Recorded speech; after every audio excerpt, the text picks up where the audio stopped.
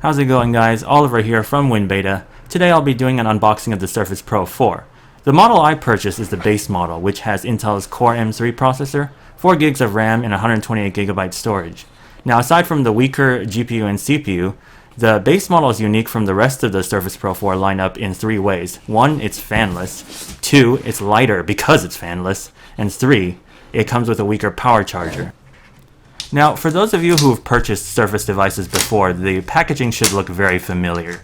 It's a white box that slides out of another slightly less white box, and it's divided into 2 compartments, one that holds the device and the pen, and the other that holds the power charger.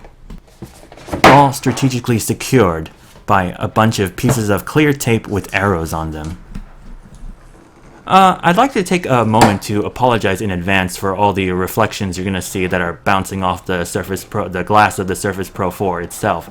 Up next we have the Surface Pen. Now, the new Surface Pen is actually kind of interesting. While it's an improvement in many ways, it's also a bit of a regression. The improvements are obviously the 1024 levels of pressure sensitivity and the improved responsiveness, but it's also missing one button, and the eraser is no longer pressure sensitive. Here you can see me having a bit of an intellectual crisis, trying to figure out which item from the box I'm supposed to remove next. Instructions, who cares? Up next, we have the industry standard power charger compartment. Now, as I mentioned at the beginning of this video, the power charger found in the Surface Pro 4 base model that I have here is different from the power chargers found in the rest of the lineup. It's different in 3 ways. 1, it doesn't have the extra USB charger outlet. 2, it's a 24 watt capacity instead of the 36 watt found in its bigger brothers. And 3, it's the metal contact outlet is found on the power brick itself rather than separately from it. Now, moving on to the device itself, we can see the traditional plastic wrapping, which I'm going to remove now in a very elegant and suave kind of fashion.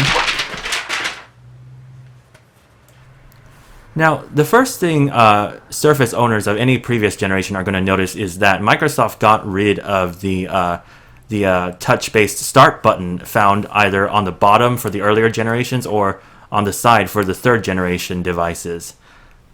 Press the power button and nothing happened.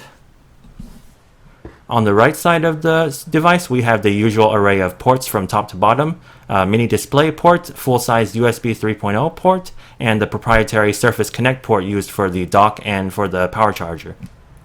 On the left side of the device, we have the 3.5mm 4-pole TRRS headset jack, as well as the magnets for the new pen.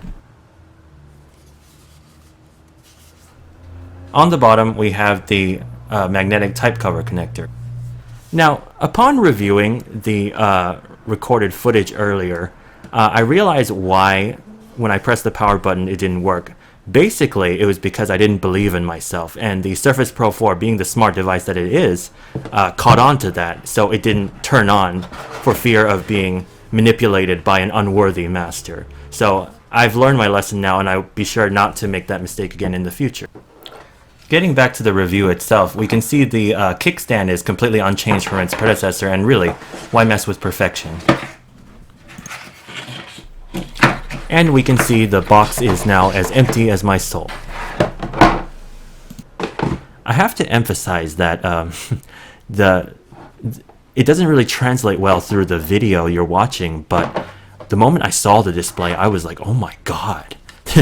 This is probably the most beautiful display I've ever seen. And I've had a hands-on with the Surface Pro 4 earlier, as some of you might recall, but I mean, God, just seeing it now in the light of my own home was quite something for me.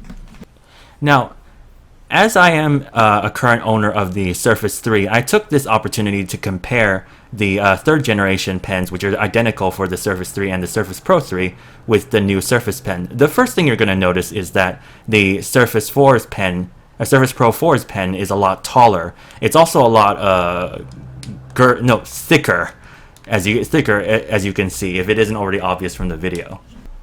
After using my breathtaking might to pry open the new Surface Pen, you can see that it uses quadruple A batteries just like its predecessor, the third generation pens. Now, Microsoft claims that the new pen will last up to a whole year. As you can imagine, it will take a while to either verify or refute that claim, so we'll see how that goes.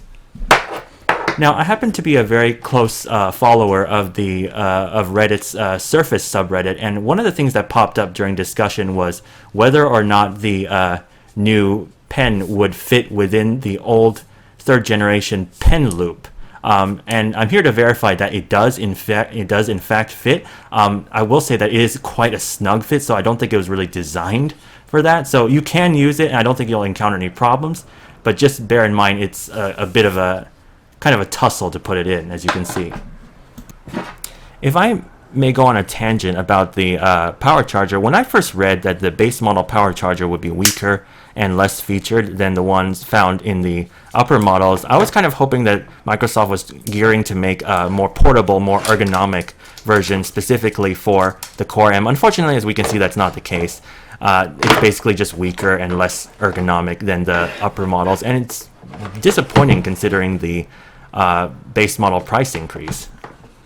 I'll conclude this unboxing video with a little bit of hot pairing action between my Surface Pen and my Surface Pro 4. Again, my name is Oliver Fu. This is my first ever video production, so any tips, any feedback you guys can give me, I would greatly appreciate it. I'm very responsive to my Twitter account at OliverWinBeta, so if you guys ever have any questions or any want me to test something out, or you just feel like shouting obscenities at me, by all means.